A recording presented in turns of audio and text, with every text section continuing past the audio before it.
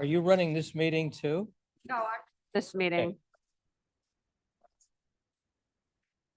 Okay, Sign me up to. Bill, right. sign me up to speak. Yeah. Yes. Okay. It is 10:31 on Thursday, January 22nd, 2026. We are going to call roll, but then we'll be waiting for Ms. Allen to make quorum in the room. So Rachel, could you call roll? Allen, Leonard, Leonard here. Hennessis, Hannes is here. Sorry. Sanchez, Williams, Roth, Roth is here. Juby's here. When Miss Allen arrives, we will ask for remote attendance for Mr. Pennesis and Mr. Williams if he's able to come on. Do we have any public comments? Yes. Mr. Kenyon and Mr. Shepro both? I guess apparently. Okay. So you're going, Ken's going first? Okay. Morning, Ken Shepro, Kane County historian. I wanted to indicate that I have received a 1860 map of the of the entire Kane County, showing all of the farmers and agricultural holdings, which should be interesting reading, except that I can't read it because it's very small print, but it is readable. And also, my wife, who is currently in Florida, informs me that a couple of nights ago on the CBS National News was a segment on the bison in Kane County. And I have a link which I will furnish to the board office, which you can presumably go watch it again. Thank you. You. All right, Mr. Kenyon.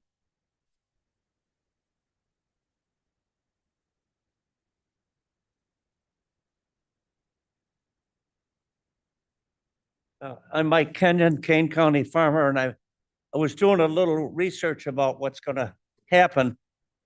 Before I go into that, they've talked about giving money to farmers. It'll amount to about 5 cents a bushel. And you say, well, what's the big deal? The cost analysis, it costs $5.03 to plant corn per bushel. We get about $4. Soybeans, it costs 12, we get 10. So it's going to take a lot to make up this. This is not anybody's fault except maybe our own. We produce too much. There's more corn than people can buy, and we're suffering for that. I'll comment on another thing. Ground beef, 2020, $3.88 to 26, $6.67. That's gone out of the, that's nothing we did. We have less beef now than in the 50s. How's that possible? So our beef comes mostly from Brazil and some from Australia. And then I want to talk about this Davos thing that they're doing. That's not Mark Davos. Anyway, there will be no Danish representative, no Chinese representative, no Brazilian representative, or Indian. Over half of the world's not going to be there at the table, that is. They always say, get at the table. And another thing, when Trump shoots off his mouth, Europeans hold 40% of our debt. And that would be insurance companies and people with money and all that. So we have to, well, if they changed against us, it would be tough to sell that stuff. And then something I just saw on the news this morning, And Trump keeps telling us everything is good. There are more sellers than buyers of homes, so don't sell your home today and think you're going to get the top price. All right, that's all I want to say. Good night. There's no questions. Well, I don't know. Does anyone want to ask Mr. Kenyon any questions? No?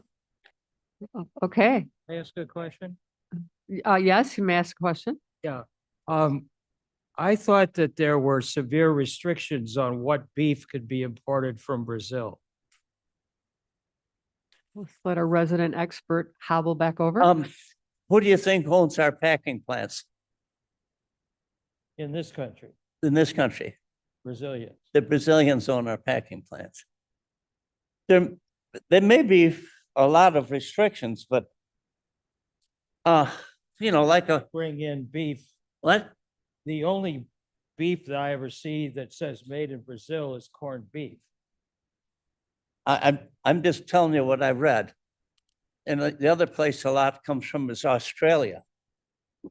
But it's highly regulated, but I once read a number that said a pound of hamburger might contain the remnants of 67 different animals. Hmm. Say that, what is it? What? Say that sentence again. A pound of hamburger Okay. may have the remnants of 67 animals. Well, isn't that the same with hot dogs? What's even worse? By the way, Nathan's hot dogs just got sold. Well, what Do you the learned at the Brazilians? ag meeting. I don't know, but they got the money. You know, they're the ones that control the soybeans and corn. Nathan's hot dogs control What? soybean? Nathan's hot dogs control soybean? No, I don't know about Sorry, that. I'm falling behind. But they make money. Okay, Some people make money farming. We don't, but okay. that you should know this, my dear. That's where the rainforests are. And so when we cut them down and plow them up, that's what's interfering with your health. Okay. Is that all right, Kenneth? Yeah, I think that's good. I tried to answer it. Yes. Okay. You, Mr. If Kenyon? we have no more questions, to Mr. Kenyon, we'll move on to our, King County Farm Bureau update with Mr. Arnold. Welcome. Good morning. I'm going to be brief because most of the last month has been spent on travel and administrative activities as opposed to program activities. I did recently return from the American Farm Bureau Federation's annual meeting in Anaheim. Did not come back with mouse ears, didn't make it to the park. But that was an interesting experience. About 4,500 attendees, farmers from all across the nation, who set policy for our national organization at that conference. For about the third year in a row, and I apologize, I had a copy of the news release and I don't know where I put it. But for about the third year in a row, they released the results of a survey at the convention, and 99% of the respondents to the survey were small and medium-sized farmers and farmland owners from around the country. I don't have much to say about the public policy established at that meeting, but we did have 4 attendees from the King County Farm Bureau attend. Joe White of Caneville, our former president, is now a director on the Illinois Farm Bureau Board of Directors, and he served as one of about 400 alternate or delegates. He was actually an alternate delegate for the policy sessions at that meeting. Michael Long of Caneville attended, as did our president, Joe White, Dale Pitstick of Elburn, and myself. We do have several activities coming up. over the next several months. One will be our 25th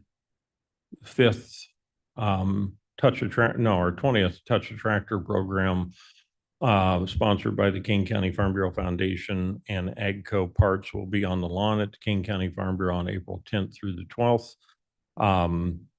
Our 25th annual shopping spree is scheduled for February 16th. That is a Monday at the Jewel in Batavia. And your chair, Leslie Juby, has agreed to participate. We do not have confirmation yet on your competition. But we expect to have that. We expect to have that soon. And I will wrap this up. Actually, three more things really briefly. First, yesterday I received an email from Lakeside Energy in Naperville that apparently Lakeside Energy has been awarded a grant from the state to develop a not-for-profit solar project supporting the Northern Illinois Food Bank. And they're looking for a farm partner interested in selling or leasing land that can be used for a solar plus farming project, agrovoltaics in Kane County. I've not shared this with anybody. I don't doubt the veracity of that claim that this will benefit the Northern Illinois Food Bank, but I do not know how yet. And I've tried to make some contacts within the food bank. So it may come as a surprise to the food bank also, or you may be able to shed a little bit of light on it. But before I share that more publicly, looking for someone to make a solar installation on their farm, we would like to know a little bit more about how that benefits the food bank. And I'm not the only one with a quizzical look on my face right now. So I'm sorry. No. Yes, absolutely. I did send an email yesterday that bounced back, and unfortunately, I couldn't find a way on the website to make contact with anybody but Julie, and I thought that's probably not the best place to start. I'm sure she's busy. Secondly,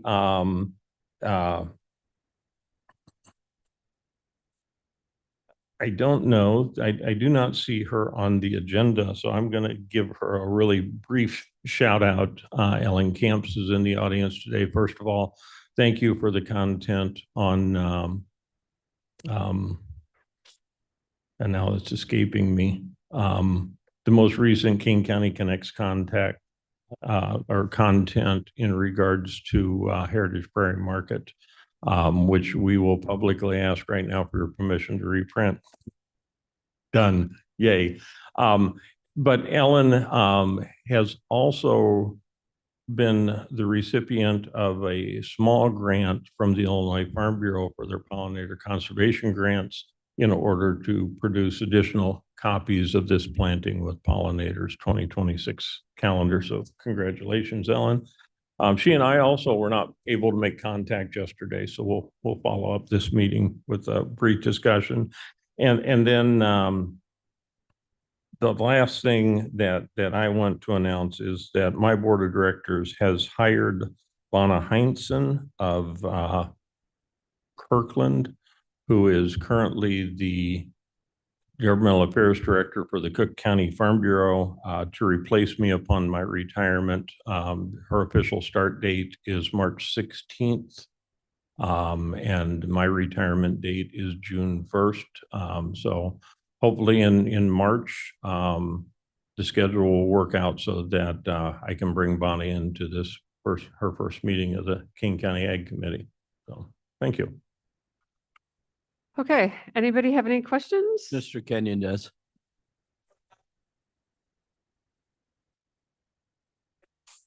She's a dairy farmer.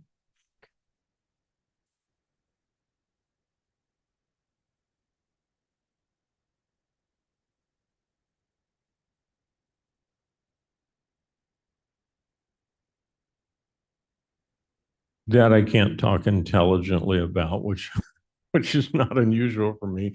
But she is a dairy farmer. As I said, she is from Kirkland. She has worked as the governmental affairs director for the Cook County Farm Bureau for the past 18 years. And I think that our board of directors and your ag committee, I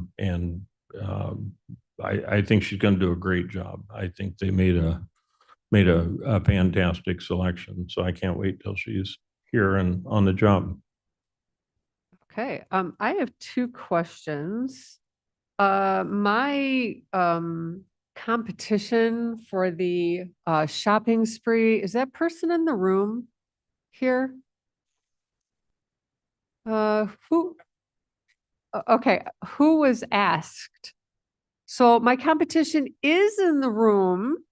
You were, I'm not gonna be in town. okay, so then, can we go to Plan B and contact, Mike Frericks and see if he is interested? Yeah, we have a plan B right now. He is Great. and C. Okay, we'll do Plan C then. I just wanted to make sure that we were gonna put somebody on the spot here if he didn't RSVP. So, okay. My second question is, when you were at the national convention, was there a lot of conversation about data centers? Honestly, I am not a participant in the public policy debates. That's the way we do public policy. That's all decided by the farmers. So I cannot speak to that. There was at the Illinois Farm Bureau annual meeting, and there is a policy on data centers.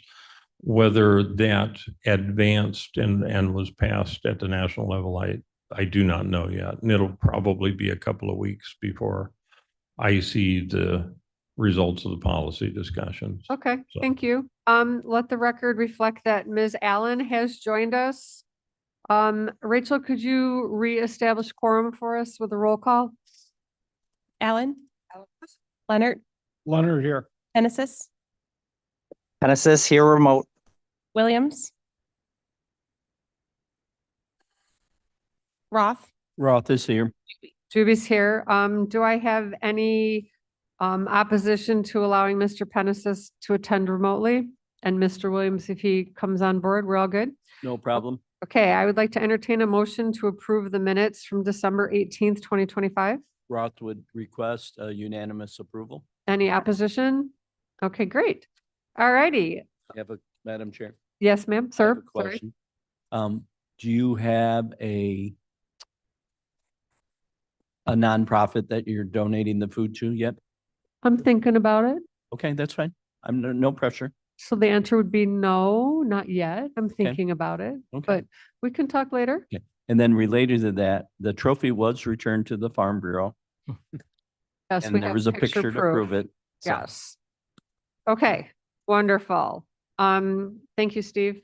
That brings us to Kat with our Kane DuPage Soil and Water Conservation District update. Okay. Okay, baby, it's cold outside.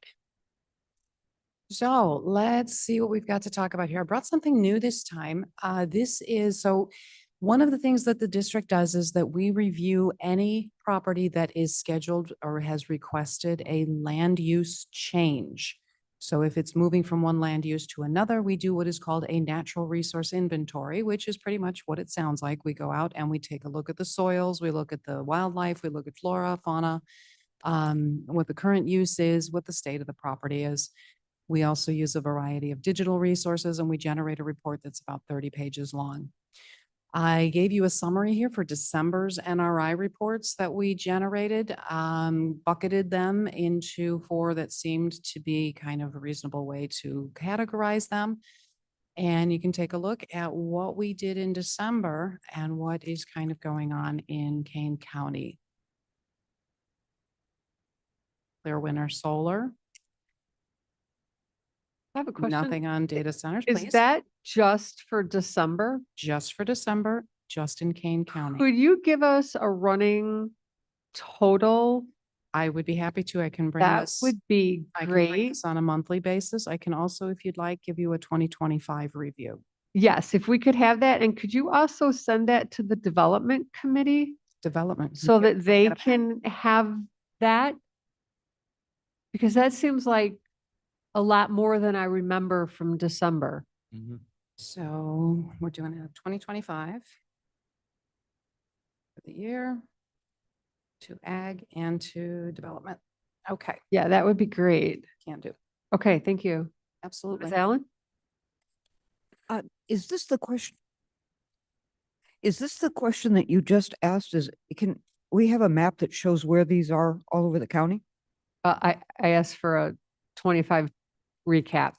So will there be a map included? Include a map. Yes, we can have a map included. We can have visuals. Yes. And if the pictures with 1,000 words and all that? Question, Mr. you want Roth? only the solar farms that are developed in 25? Or could we have life to date? I So we can know do what they're all saying? NRIs Well, if you would prefer. Whatever the format this would be, if we could just have the cumulative for 2025 and then Absolutely. going forward, if we could have A monthly. a monthly and then give a year-to-date total, Okay. that would be good. If that's not too much trouble. I mean, we can add it up, but it's easier if you do the work for us. And totaled, how would you like that bucketed? Do you want it in those 4 buckets? The total acreage? Actually, if you could just, so I see that you've broken out each individual solar farm. If you could just give us a quantity as a year to date. So if there was 9 new ones added and there was 12 before, if we could just, have the 21 total, because we can always go back and identify. I don't think we need to know all the details every single month. I think going forward, whatever that month is, we can do the details and then we can always check back. But if we Gotcha. just have a year-to-date total Okay. of acreage. Sure. And the data centers and residential and commercial, those are the only 4 things you track? That's kind of how they bucket out. Okay. Yeah. No, I mean, If you'd like different categorizations, we can do that. I think, does that pretty much cover what yeah, I think that's pretty good. Okay. So, thank And you. just for clarity, the acreage that I list there, that is acreage of disturbance. So it might be a 200-acre site, 45 acres being disturbed. So that's what we work in, is in the disturbance. Okay. Okay. Yes, thank you. Awesome. Mr. Gripe? Madam Yes, Chair, just. Bates, please. Ms. Bates, let Mr. Gripe go first, please. Thank you, Mr. thank you, Okay, Madam sure. Chair. Stand up. Not on the committee, but it's interesting to me that sometimes these solar areas are referred to as farms. Hmm. They don't grow anything. They don't grow electricity. They harvest it. So a field is probably more accurate and gives a less exciting term to it. It is what it is. So a solar field is probably the best term. It's We in our have zoning. also used solar energy systems. That's also a term that's out there. Yeah, tomato, I think. It's what's in our zoning. F1 farming does include solar farms. So that's whether we like it or not, that's the language that's in our zoning. Ms. Bates? Thank you, Madam Chair. Could that information also be sent to the Energy and Environmental Committee? This is one of my favorite subjects, of course. So if, Kat, could you send that on to me and Jody, please? You do have the December, you have this particular slide in your presentation from last week, and I can send the summary to Oh. you as well. Okay, thanks. Great. Mhm. I know you were there. Mr. Leonard? Thank you, Madam Chair. With respect to this slide, I was just wondering, at the top of it, it says proposed land use change. Have these all been approved? That I can't speak to. That's in your committees or in the associated municipalities. for We'd have to approval. check with development on that. Yeah, and Yeah. that's something we should coordinate. Some of these may just be, Because some Proposed. proposals These are aren't. Those proposed. were, Correct. Shepro, these were reports during the month of December. It would seem unlikely if they weren't already approved this month that they would have been Yeah. approved yet. the, Well, so the way we do it is we give authorization to approve it, and then sometimes they take a year or so, or sometimes they just fall apart. So I think that we should take this as face value. And if we need a bigger breakdown, I think it would probably come from our development department to see what's actually, when permits are actually pulled for it. Mr. Roth? In development last week or the other day, it was mentioned, and I can't go into any detail because I don't remember. It was, the state is tightening up control on approval. And it may be where the counties lose any approval, where it'd be decided at the state level. Yeah, local control has been removed, which Right, is why we're lobbying to open that bill back up again so that we can get some sensible input Right. into it. And I think the other recommendation is we need to have, and I think development's working on the requirements for solar, because right now we don't have any tight controls like tree cover, soil quality below the thing. Before that bill takes effect, it takes effect, I believe, July June 1st. or June 31st, I June, think, yeah. or June 30th. Yeah, So it's critical that we get that passed. to at yes. least- So I know that everyone's working on it. Right, right. Yeah. Okay. And then kind of related to this, it's not here. I had brought up at the last couple months at Energy and Environmental, we need to rethink having a tree ordinance. And my recommendation to environmental was they need to work with the Farm Bureau up front and the Forest Reserve, which wasn't done prior because and the Forest Reserve had some suggestions and stuff, and I'm sure the Farm Bureau will too. So that's critical. We bring that back. Okay, make sure that goes through EE. I did. Yeah. I'm just Okay. Okay, communicating. thank you.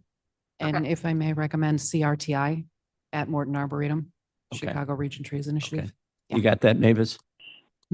Yeah, Madam Chair, Dave, please. Yes, ma'am. We have been working very closely with the Forest Reserve. and Louder, we please, brought in- Mavis. Oh, sorry.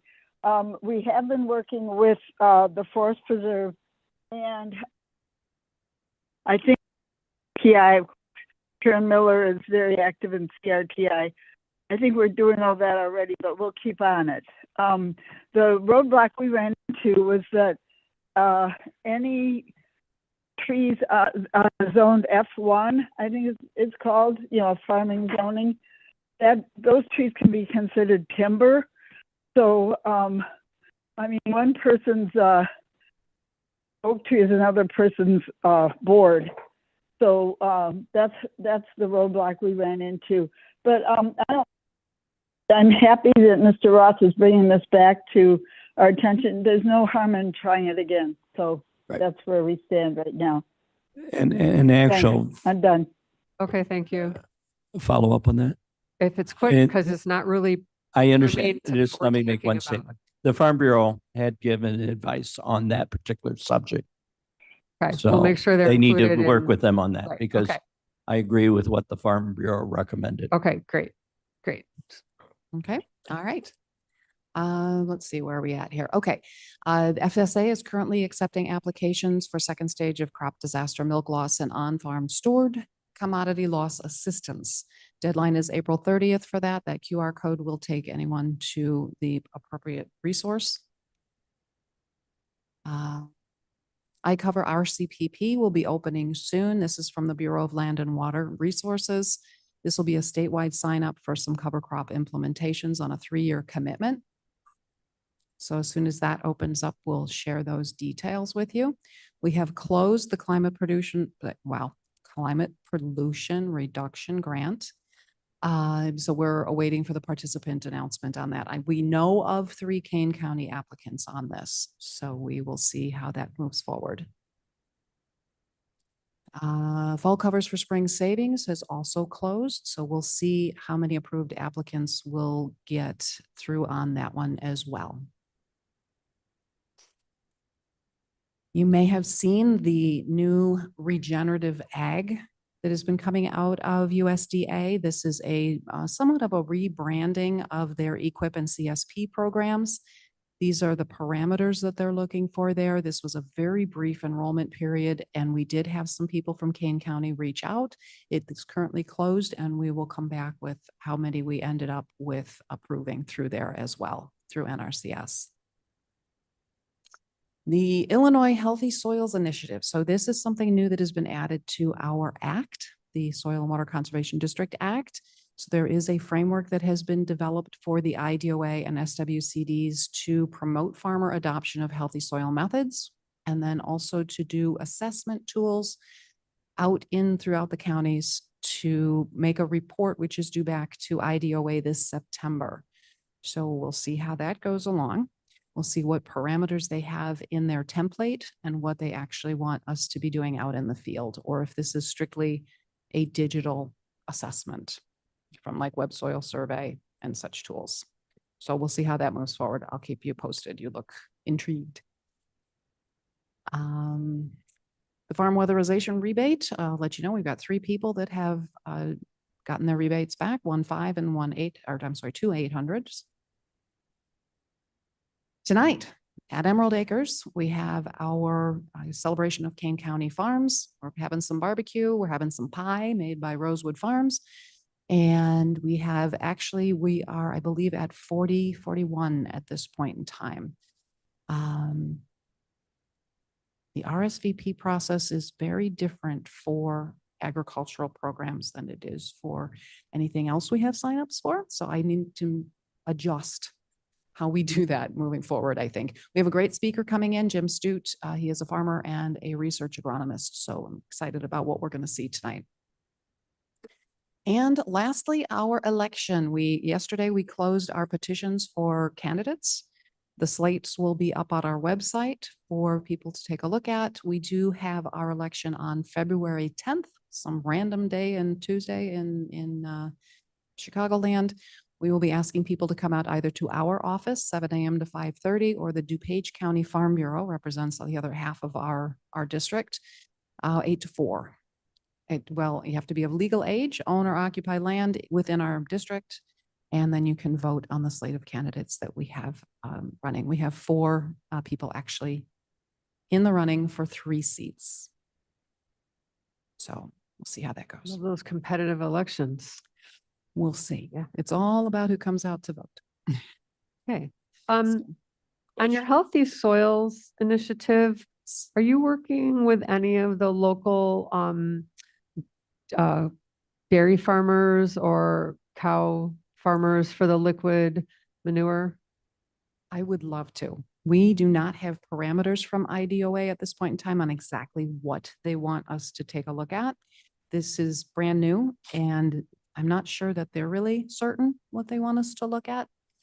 When you think in the past, we've done transact surveys through the county, and that is more of a visual assessment of what the state is of a particular piece of property. Is it going to be something like that? Are we strictly jumping onto web soil survey and trucking through the county digitally? We don't know yet what they're going to be asking for us to do. If we're going to be going out and sampling sites. I mean, we might also drill some holes, right?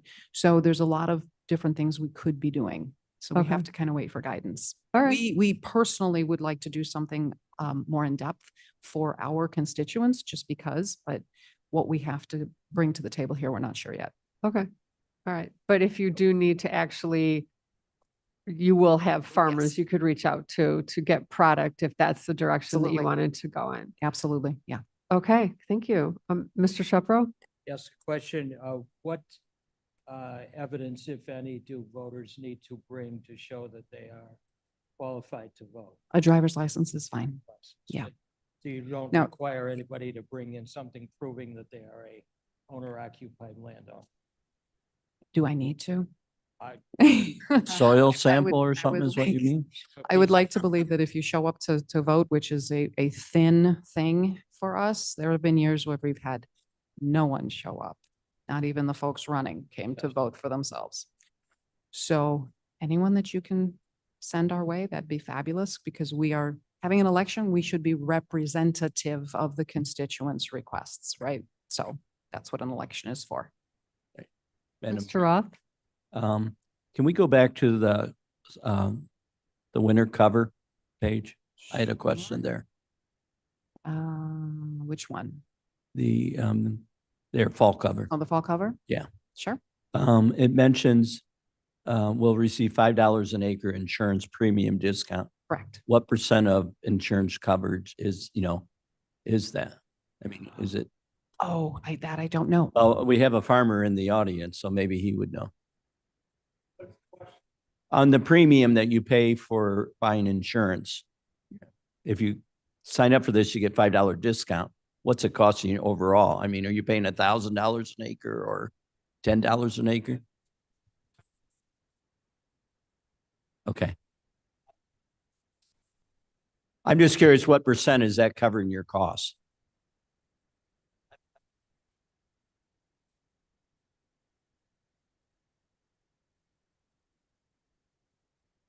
Right. I was just curious. I can see if I can find out. Okay. Much of this is held in confidence and Right. isn't shared out. So I can see if Okay. I can find out. Thank you. We appreciate those no-till farmers, Mr. Kenyon. Thank you. Absolutely. I actually wish we could have a bunch of our farmers leave up a couple rows of crops for winter so we don't have to have snow fences everywhere, but seems like that's a easy solution to a reoccurring problem that we just don't seem to do, although I think Mr. Kenyon might do that.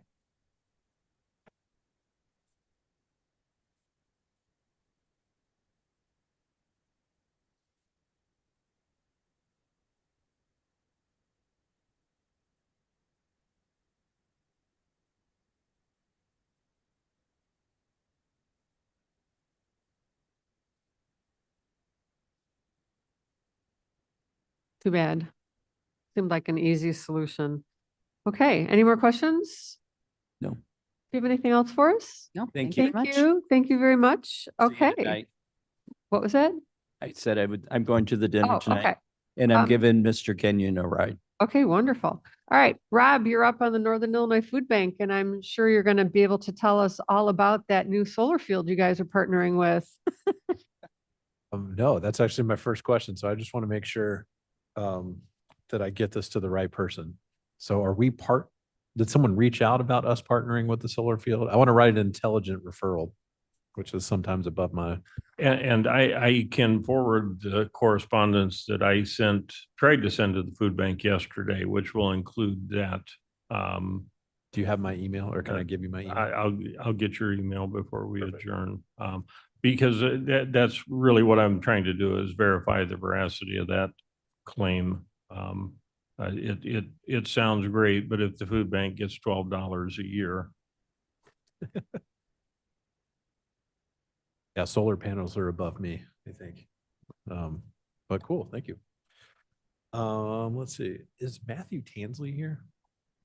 You're, okay, I was wondering, I thought that was you, but then that's not your name. I'm gonna hook up with one of our food procure, I emailed you this morning, that was me. And I'm gonna try to get that information for you about Farm to Food Bank and just some resources for farmers. So yeah, I'll respond when I get back. I gotta talk to my food procurement people. I'm sure we have some resources available, so I'll get that to you. I think the big thing on my front is like we are we're moving, I think, forward and getting some estimates on how many people might lose SNAP benefits. That's kind of what we're dealing with at the moment. Our projections right now, and this is across our 13 counties, is that for May and June, we're thinking that we would see about a 35,000 visit increase. So I don't know why they did it with 2 months, but that's about 17,500 a month, which of our 570,000 average, it's about a 3% increase is kind of what we're expecting. And kind of put it in a Kane County perspective. There are about 5,700 people that we would say are at risk of losing benefits. And we think that about 2,800 of them will lose benefits, which doesn't sound like a lot of people, but the average benefit amount per person is $192. So that's almost $550,000 a month in lost benefits. And so not only to the people who get the benefits, but then all our retailers who benefit from that. I think that's been a point of this that has not been talked about as much. I know at least for our focus, we're always focused on neighbors, getting food out, but I think just in the larger conversation, what is this going to do to the retail sector, especially those more independent mom and pop type retailers? You think Walmart could probably absorb something, and they might even see it as a competitive advantage that this is happening. Not to be too cynical, but they might see that as, we can absorb this in a way that smaller retailers cannot. And, maybe that's market consolidation to them. And again, maybe I'm just being too cynical, but I just think that's not something that has been looked at enough. We all go to the grocery store every week. Food prices are, I know I have a wife and a son, and ours is $400 to $500 at Fresh Time on Randall Road every week. And I'd expect that to go up. Retailers are going to lose billions of dollars, and no pun intended, they're not going to eat that. They're going to pass that along to us. So I just, I don't know, the economic impact, not to meander, but I think has been kind of an under discussed part of this, and that we're all going to feel it in the same way that, in the Medicaid cut conversation, where that's going to drive up premiums for everybody and cost of care for everybody. I think it's the same thing when you cut SNAP, retailers are going to pass that on to us. So just, a more expensive grocery bill to look forward to for all of us. But just thinking about, again, we think about 5% of Kane County would be at risk of losing benefit, or would eventually lose benefits. And so, that's what we're preparing for. Continuing to work with IDHS on, their implementation of this and just getting current numbers. They've been really good about sharing information with us about just what it looks like now, because those numbers are decreasing a little bit. So people are applying for waivers that exempt them from the work requirements. And so the state has processed over 100,000 of these. And so they're kind of keeping us up to date on these numbers so that we can, forecast for, what we should expect. And I think that those 35,000 people over May and June throughout our network would equate to about a million more meals that we would have to provide. So again, that's like a 3% increase on meals served that, I think our projection is about 90 million meals is our goal. So that'd be about 6%, or excuse me, 6 million meals over the course of the year. So about 3% of a meal increase. So, and I think always important on our end to think about with SNAP is that historically, when people lose SNAP and they come to us, they continue to come to us. It's not a temporary thing. It's not a short-term bump. It's sort of, I always frame it, it creates a new normal. And so this, for some perspective, this 570,000 neighbors served per month has been since March of 2023. And it's been consistent. That was when the pandemic emergency SNAP benefits expired. And so once that hit, that was just the new normal. And that's just what we've been dealing with. And so I don't know why this would be any different. It's people losing benefits. So, just again, a new normal on top of a historic high for us. So, we're just trying to fundraise, and we've been working with some elected officials, any who are interested on, we reached out to all of our state reps, state senators, state reps, to, we provided like social media posts they could put out. We're doing a couple of webinars with a few representatives, just trying to get the word out to neighbors to know what to expect, so that, because there's always going to be some churn on this that we can't maybe anticipate. But Do you have an upcoming Zoom for people who, I can't remember if it's early next week, you have one coming up that you've kind of partnered with our area legislators? I wish I could remember the date. I know we have one I with think Mary it's today. Edley Allen, but I don't know that she's in Will County, I think. Okay, There's- Mavis, you there think is there's one one today? Yeah. Barbara Hernandez. Oh, with that- Barbara Hernandez? So yeah, Greater Yeah. Chicago Food Depository. We work with Greater Chicago Food Depository a lot, and they are hosting one with Barbara Hernandez. So Okay, definitely a good Okay. resource to have. I Just mean, trying- we'll share the same information, but okay. yeah, that's happening today. I I'm think s- this afternoon. Just trying to figure out how to get the information to the people that actually need it. And, one of the things we used to do on the school board is we talked about unintended consequences, which is really hard to, figure out what your unintended consequences are. So your unintended consequence of trying to save some money on tightening up your SNAP benefits could actually have much greater economic impact than thought of. So hopefully that people will learn from this, that it's never an easy fix, and that they should try to be aware of all the things that could be happening. Yeah, I think, I begrudgingly spent a lot of time listening to the arguments for the big beautiful bill, or HR 1. And I'm already pretty cynical anyway, but listening to those who, it became very clear that the ethos of this bill was, we think there are a lot of lazy people who are foregoing their own dignity, right? Like I mean, the average, the maximum benefit for an individual is $292 a month. And so if I'm a 28-year-old guy and have no dependents or anything, I just think it's a really cynical view of people to say that that's enough to buy off somebody's dignity, to take them out of the workforce, to, just sit at home. I mean, they still have to pay rent. They still have to do all, I mean, this is just food. And like, and so it was troublesome, like hearing that, because like, that's how they view people. They view people as, lazy, and that this benefit is taking them out of the workforce and, just sitting at home playing video games or whatever. I mean, that's what they're thinking. And so that was a little disturbing to hear that over and over again, because I just think that's not reflective of reality. There's been studies that have shown that, we've sort of called them failed work requirements because they don't increase employment. They've proven not to increase employment. And I think, the economy is not great. I don't care what the numbers are. The economy is not great.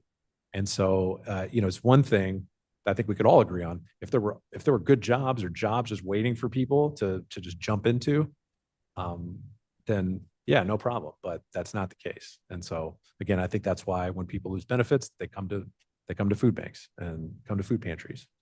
And yeah, so it's, I don't know, just disappointing. I think it's fundamental worldviews that I do not share, and I don't think they reflect reality. And I think we will see that with how this plays out.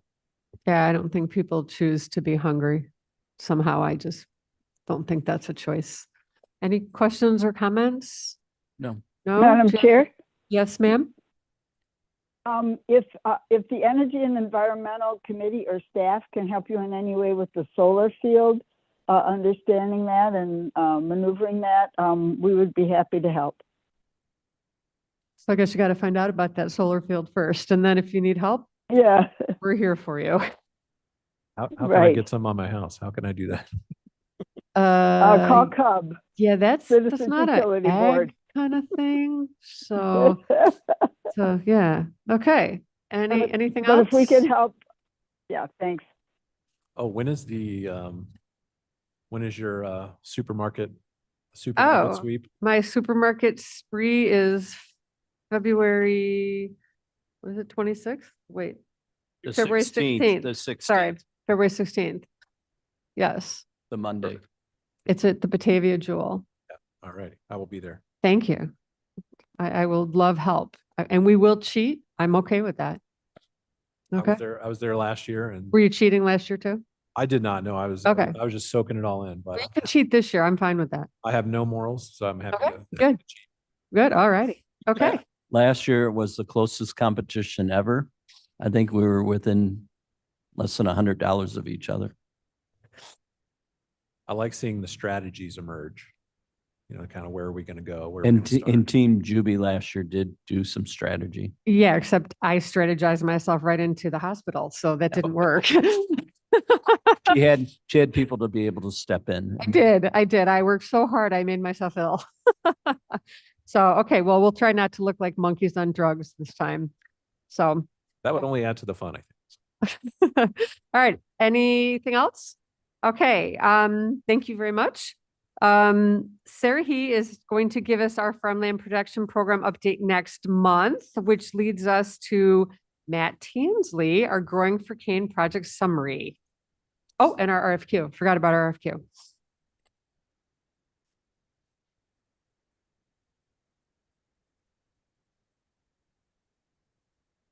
Okay, good morning, everyone. So today I'm just going to give a very high-level overview of some of our consultant-driven work that's supporting Growing for Cane program initiatives. Next month, we're going to have Ellen come back, and her consulting team will give a more detailed look at the work that they've been doing and give an up-to-date recap and project update on everything that they've been working on. So, but just to kind of give kind of a 10,000-foot snapshot. So this is a list of the ongoing and sort of the projects that are wrapping up, that have been completed recently.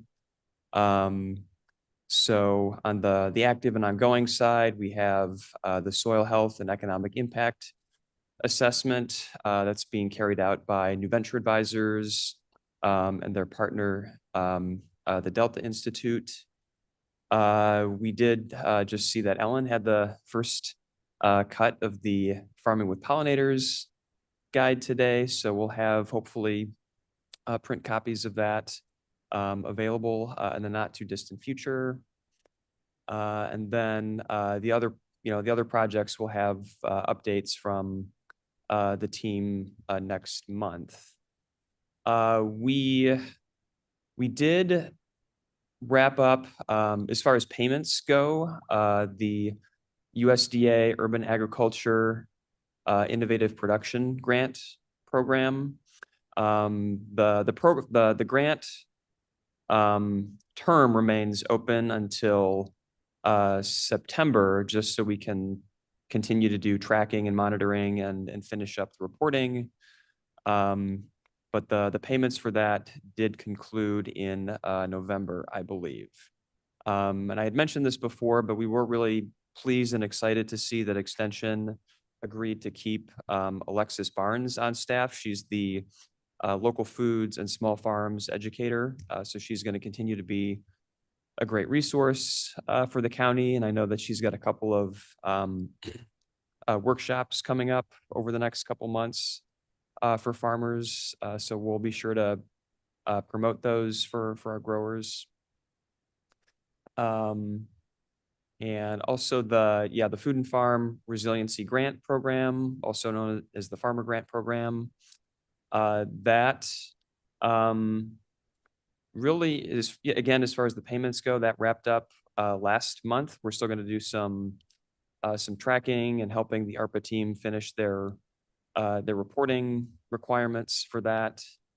But we've but under that program, we were able to disperse over $750,000 in grants to Kane County food and farm businesses. So, and as many of you know, we've had an article series running in Kane County Connects that's featured many of those. So you can read about how those grants helped many of those farmers make investments in their businesses and just produce more food for the community.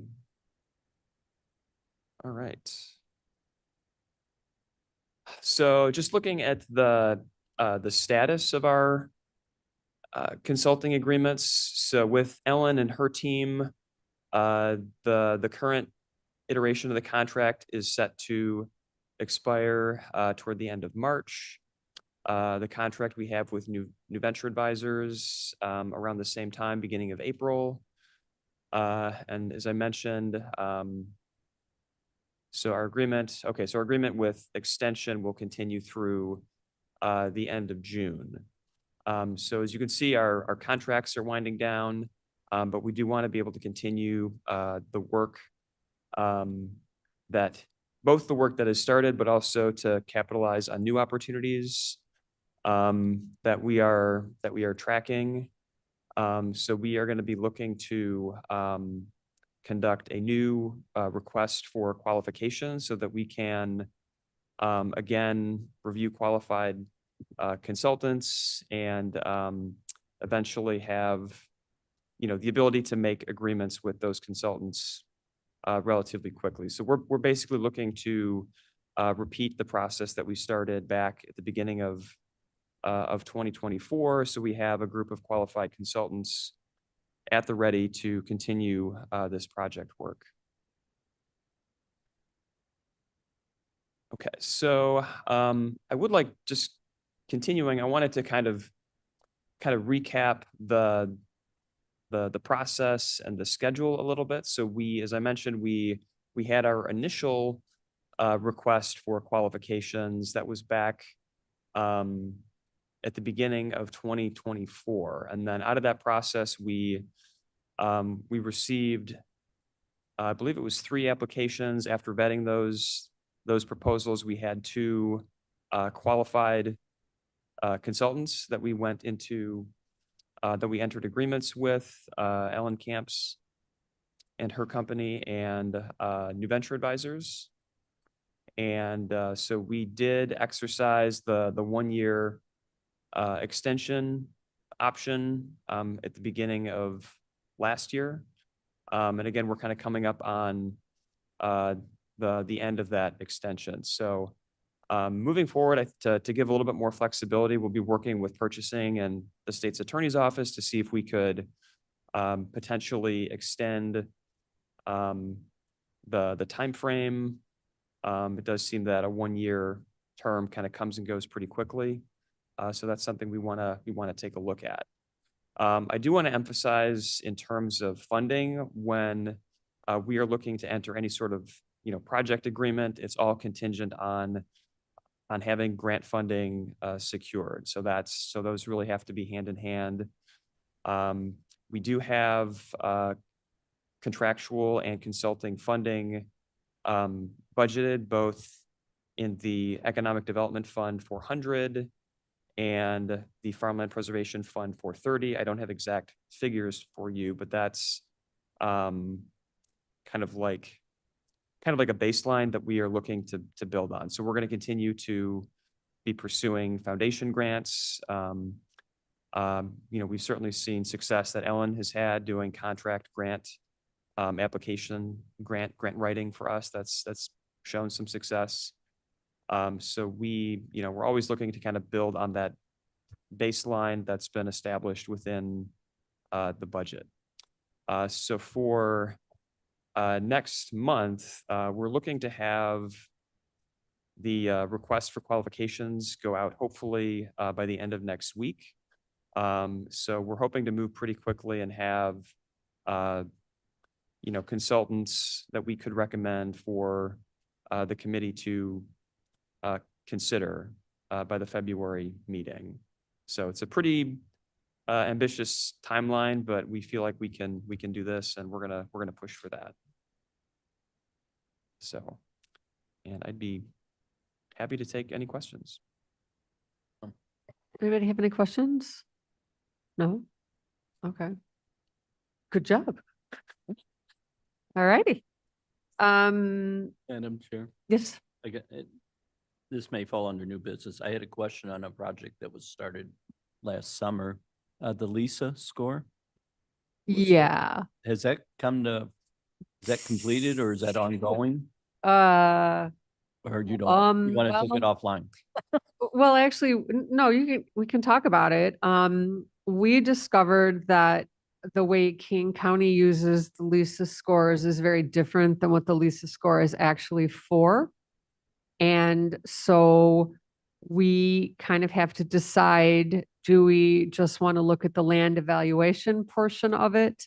Whether it's prime farmland or something like that, or whether we want to not use it so heavily. Sometimes we see farmland that comes in that is prime farmland and it has a very low Lisa score. And so people just assume that it's fine to pull it out of ag production when it actually isn't. So it kind of is a discussion that I think we should have on how we want to actually use the Lisa score. I would prefer to not use it, knowing that it's not working for what we think it's working for, but maybe we can set it up as an old business kind of a conversation at some time. And then we can make sure everybody who is in those meetings is, Future ag. yeah, at a future ag meeting. I Yeah, would- because I we would- found out that you can't just change the Lisa scores. It doesn't work like that. We're not the big players in the game. Okay. And so we can take our ball and go home, but no one's going to miss us. So, yeah, so we have to decide how we want to actually determine what is a quality piece of property. And, we should start here and then have it percolate up through the thing. But that's a good question, because we did talk about it. We learned very quickly that we were the wrong people in the room. So, Understand. yeah. We're one of the small fish in the pond is what you're Yeah, we saying. shouldn't even have been in the room. So, but that's okay. Okay, so now that we're talking about new business, Mr. Penesis had sent me a livestock methane article that was in the Chicago Tribune that was so fascinating that I felt that all of you would want to read it. And for those of you that that didn't read it or that scanned it, cows produce a lot of methane. And you can actually, and as Mr. Kenyon had said, we have the same amount of cows now as we did in the 50s. And we wonder how that's possible because we've changed our farming practices and we can have less cows produce more product. One of the things we have found out that if we play around with some of their diets and their supplements, we can reduce their methane output. Although it's very expensive to feed cows these things, and if there's not a good return on investment for the farmer, it's hard to ask them to spend more to not reap any of their costs. The other thing that I had asked Pat about is they can take manure and liquefy it, and it is a wonderfully rich fertilizer, but it also has very low methane output. And so we do have a farm in King County, the Lankitis Farm off of Corin Road, that does that. Some of you may recall the articles or the comments on the Facebook pages when it kind of leaked as it was headed toward a field. There's a lot of outcry about that, but it's still a really cool thing. And so basically, and I don't know, Ted, are you still there? No? He's still online. He's muted. I'm here, sorry. Okay, did you want to comment on your article?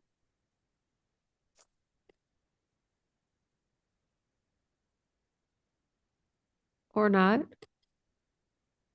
Oops, I'm sorry, I keep hitting the wrong button. Okay.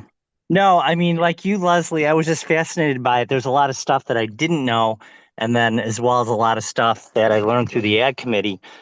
Very comprehensive article.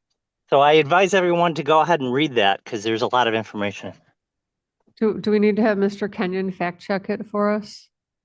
That would be a good idea. Yeah, we'd like you to read the article and fact check it for us because we find it very, very informative, but I'm not sure if it, so if you could just let us know if, it's pretty accurate. So thank you. All right, anything else? May I have a motion to place reports on file? Alan requests unanimous consent to place the reports on file. Incredibly good. We have no executive session. We never have executive session. Don't say never. You're going to jinx us. Well, okay. We have Yep, not you had just an jinxed us, executive Leslie. session since I've been here. What, Ted? You just jinxed us. I know. Sorry. All right, then I will entertain a motion for adjournment. Roth would move for adjournment. Leonard will second. All in favor? Aye. Opposed?